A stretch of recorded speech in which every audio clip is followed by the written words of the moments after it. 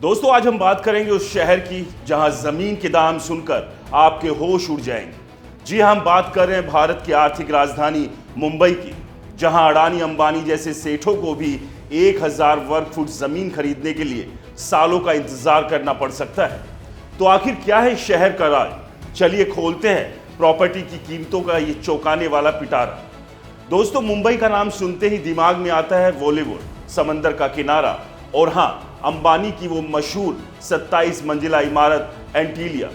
लेकिन क्या आप जानते हैं एंटीलिया जिस ऑल्ट माउंट रोड पर खड़ी है, वहां की जमीन इतनी महंगी है, गौतम अडानी और अंबानी जैसे अरबपतियों की एक साल की सैलरी भी कम पड़ जाएगी। जी हाँ, इन सेठों का सालाना पैकेज 10 से 20 करोड़ रुपए के आसपास है।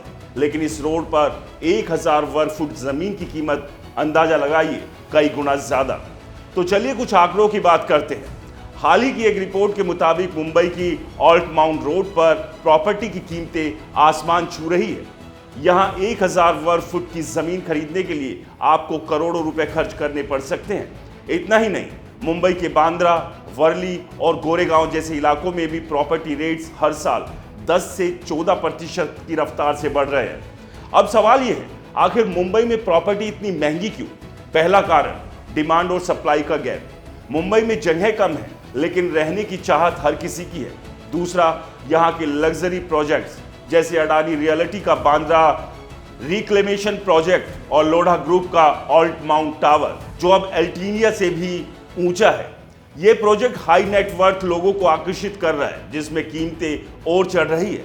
लेकिन दोस्तों सोचिए, अगर अडानी अंबानी जैसे लोग भी इतनी आसानी से जमीन नहीं खरीद सकते तो आम इंसान का क्या हाल होगा?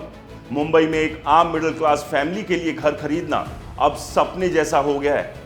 लोन लेना भी कोई समझदारी का सौदा नहीं रहा, क्योंकि ब्याज दरें और ईएमआई आसमान पर है। हमने बात की रियल एस्टेट एक्सपर्ट से और उनका कहना है कि अगर आप मुंबई में निवेश करना चाहते हैं तो टियर 2 शहरों जैसे नोएडा या पुणे पर भी नजर रखें, जहां कीमतें अभी तुलनात्मक रूप से कम हैं लेकिन ग्रोथ का स्कोप ज्यादा है। तो दोस्तों मुंबई की प्रॉपर्टी मार्केट का ये हाल है। क्या आपको लगता है कि आने वाले सालों में कीमतें और बढ़ेगी या कोई बदलाव आएगा? अपनी राय कमेंट में जरूर बताएं और हाँ, ऐसे ही दमदार खबरों के लिए हमारे चैनल को सब्सक्राइब करें, लाइक करें और बेल आइकन दबाना ना भूलें। मिलते हैं अगले वीडियो में, तब तक के लिए नमस्कार।